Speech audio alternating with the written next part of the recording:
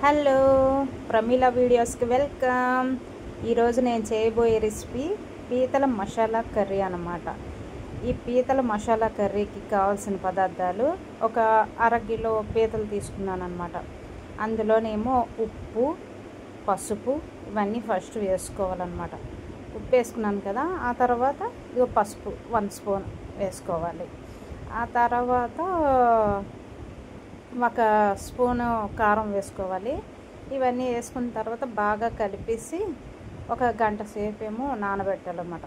ఆ తర్వాత అల్లం, వెల్లుల్లి, ఉల్లి, టమోటా ఇవన్నీ కలిపి మనం మిక్సీ జార్లోని వేసుకొని అందులోనేమో ధనియాలు, జీలకర్ర, మసాలా దినుసులు అన్నీ వేసుకోవాలన్నమాట. అవన్నీ మెత్తని పేస్ట్ చేసుకోవాలి.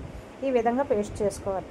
ఆ తర్వాత కళాయిలోనేమో ఆ పేస్ట్ని వేసి బాగా వేపాలి, పచ్చివాసన పోయినట్టు వేపాలి. అందులోకి పసుపు, పచ్చిమిర్చి, కరివేపాకు అన్నీ వేసుకోవాలి. కారం, గరం మసాలా వేసుకోవాలి. ఇవన్నీ వేసుకున్న తర్వాత ఒక 20 నిమిషాలు బాగా ఈ విధంగా ఫ్రై చేసుకోవాలి. ఎంత ఫ్రై చేసుకుంటే అంత టేస్ట్ కుదురుతుంది అనమాట. ఈ విధంగా ఫ్రై చేసుకున్న తర్వాత ఆ తర్వాత ఏం చేయాలంటే కాస్త వాటర్ వేసుకోవాలి. వాటర్ వేసుకున్న తర్వాత ఈ విధంగా ఉడికిన తర్వాత బాగా దగ్గరికి అయిన తర్వాత దించేయాలి. ఇదిగో ఈ విధంగా దగ్గరికి అవ్వాలన్నమాట. మొత్తం ముక్కలకు పట్టాలి, అంతే.